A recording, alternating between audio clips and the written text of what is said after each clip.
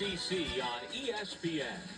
Syracuse and Colgate on a Friday night inside the JMA Dome. Welcome back to Syracuse, New York. It was his 213th of his college career to break a tie with Corey Hill for second most in program history. And at this pace, he might catch Luke Graham tonight. What a drive for Colgate, their longest extended drive of the night. Sterney, 6 of 9 passing to the end zone. And it's caught. Touchdown, Colgate Raiders. Reed Swanson. And the drive is capped off in style. Sterney now 7 of 10 this drive with a touchdown pass. And you know, we've been talking about Saunders all night, but Reed Swanson has made some special catches. Watch the big fella, 6'6", contort his body, twist all the way around. He's able to hold on to the football, and he's got a defensive back peel all over him. Going to go for 2. Zach Osborne back in, and now they will go into the standard field goal setup. Osborne is their regular holder, so it gives them an opportunity, Kirk Fitzpatrick, to do some trickeration, but they decide to just go for the 1, and it is good. Luke Vogler's PAT makes it 45-10. But there's the big target you're talking about. 35-point game is where we are. We're in a very comfortable lead. Out on the field tonight. And the thing about it, it's what I hope fans realize how difficult it is when you're 6'6" to be able to twist around like he's doing and catching the football. You know, when you're a smaller receiver, maybe, 5'9", 5'10", 5'11", it's a little bit easier to do that, to contort your body. But to be that long, and the way he was able to contort his body and squeeze that football close to him. It's 9:30 p.m. That's what's most impressive about this to me. You rarely see guys that tall able to turn their bodies in mid-run and mid-route, adjust, and make a catch like that. And I love the spin afterwards. Well, he had the former Georgia Bulldog Chris Peel all over him, and it didn't matter. And he gave us the crane afterwards. You gotta love it. I was like, yo, like, yeah, I can tell you that, like, by the mother to have some type of things. To receive the kick.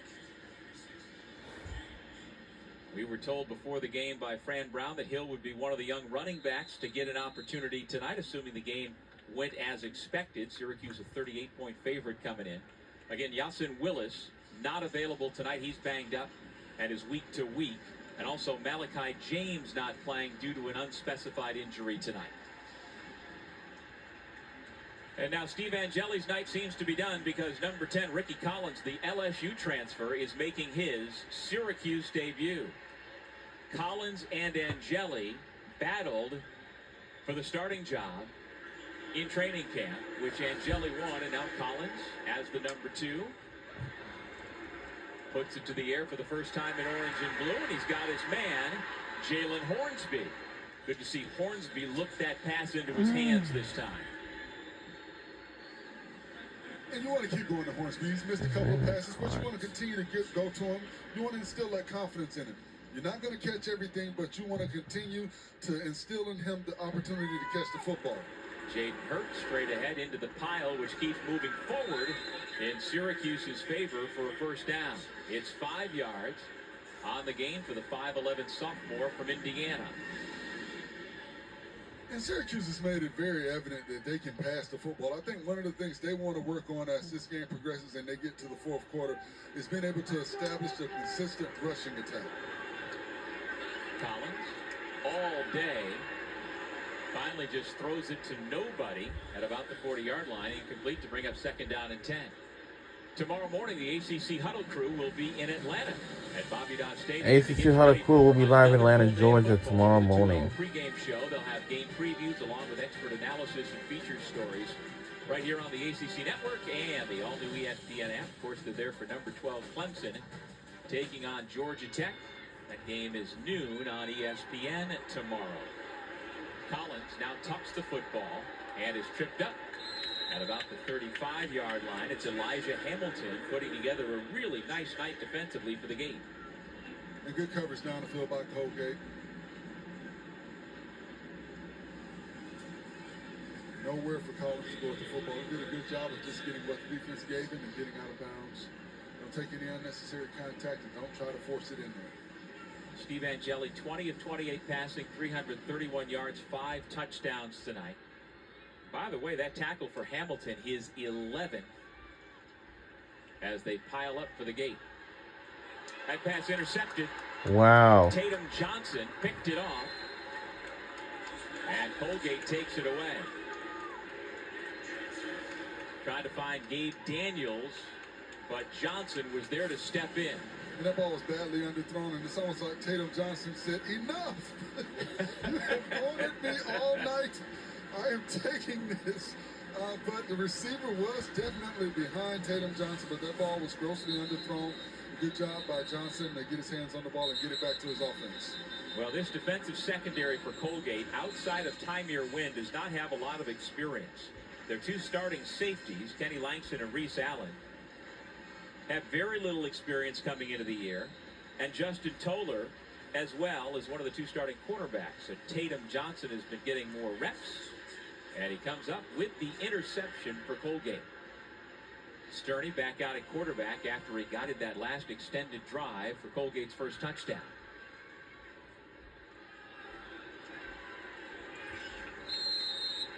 No gain on that first down carry. And War Sparrow came up to make the stop on Fulton. Well, Haynes King is expected to come back for Georgia Tech and start at quarterback. You've seen the Yellow Jackets in person. I had him in spring.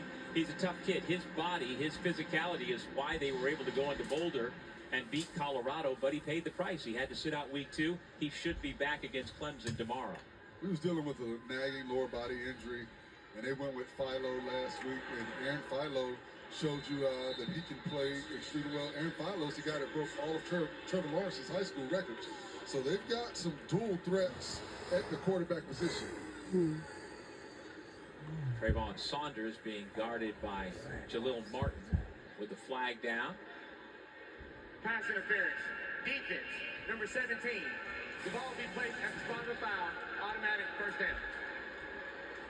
You see right there, number 17 holding Trayvon Saunders, and I understand, Trayvon Saunders is very difficult to cover. He's going to be a difficult cover for anybody on the outside, but you've got to do a better job. Keep your hands off of him. Get up, play press man, bump him off the line of scrimmage. Don't give a free release. First game action of the season for Martin. So it's first down for Colgate into Syracuse territory. Jake Sterney dumps it off to his running back. Ooze and Oscom on the big hit as Fulton is drilled by Jaquez and Long, who came together for the stop, but not until a big pickup for 9 yards. Did a good job holding on to the football. He knows he's going to get hit. You've got defenders coming up the field, and a good job by Long leading with his shoulder. Yep.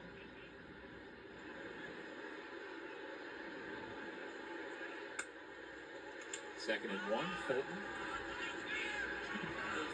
Gonna be close. Looks like maybe just short. Got to get to the 35-yard line. Zion Moultrie Goddard, number 22, credited with the tackle. And so third down and 1. And they'll go for it again up the middle, and this time no trouble.